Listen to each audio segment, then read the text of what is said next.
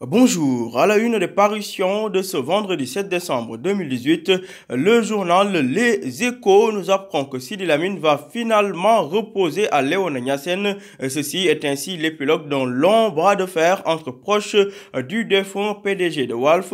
Les Échos qui nous apprend comment Cheikh Niasse et compagnie ont abdiqué après 4 rencontres. Léona Niassène salue ainsi le respect d'une tradition perpétuée depuis 100 ans. Le journal Libération, dans sa parution du jour, nous apprend également que Sidi Lamine Niasse sera inhumé aujourd'hui à Kaolack après une journée d'escalade entre insultes et empoignades à la morgue hier. Les deux camps se sont donnés en spectacle alors que d'autres personnes étaient sur place pour récupérer la dépouille de leurs proches.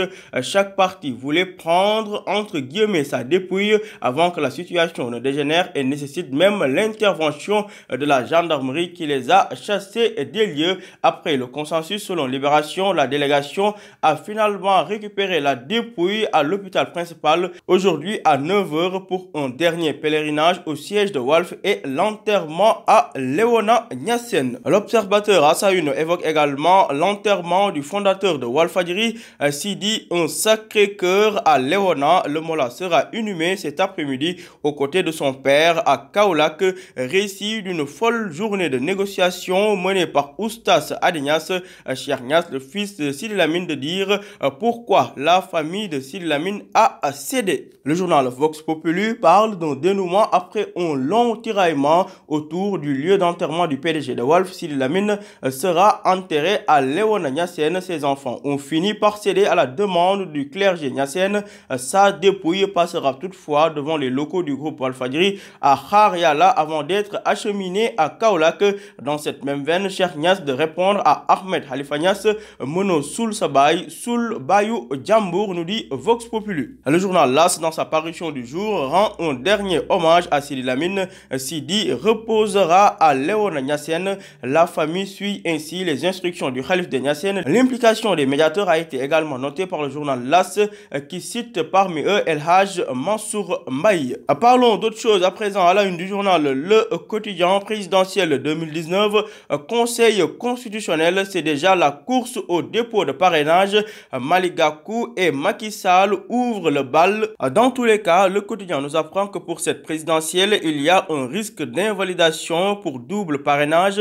Les candidats dans la course au dépôt, toujours selon Le Quotidien, un double parrainage profiterait au premier qui a déposé ses signatures.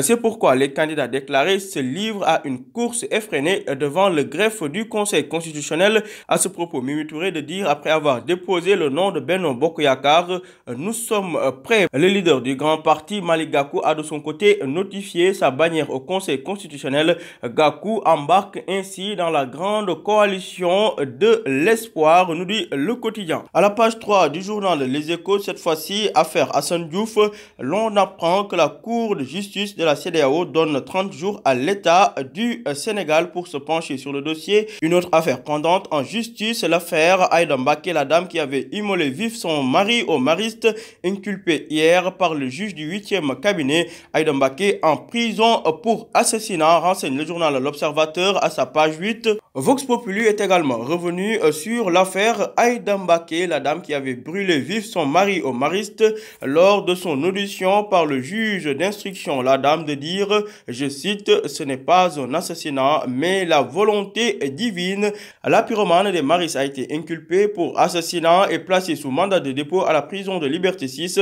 Elle avoue avoir agi par jalousie. Aïda Mbacké dément avoir utilisé toutefois de l'essence mais un autre produit inflammable, nous dit Vox Populi. Le journal Le Quotidien, à sa page 12, est revenu sur l'inauguration du musée des civilisations noires. Le président Macky Sall a rendu un hommage à l'ancien président Abdoulaye Wade. Du sport, pour terminer, Stade revient à sa une sur le tournoi de handball dames Coupe d'Afrique 2018. Le Sénégal fera face à la Côte d'Ivoire pour le sans faute titre Stade qui est revenu sur le parcours de clubs comme Liverpool, Manchester City, Dortmund, PSG ou encore la Juventus de Turin. Les secrets des 5 invaincus sont révélés à la page 6 du journal Stade qui est revenu sur les performances du Sénégalais Mbaye Diagne dans le championnat turc après avoir effacé les records de Niang Sow. Mbaye Diagne menace le le record de Dembaba. Calcio, Juventus de Turin, Inter de Milan, derby à 19h30, CR7 ou Keita Baldé qui sera le maître du derby. S'interrostade à vos journaux et bonne lecture.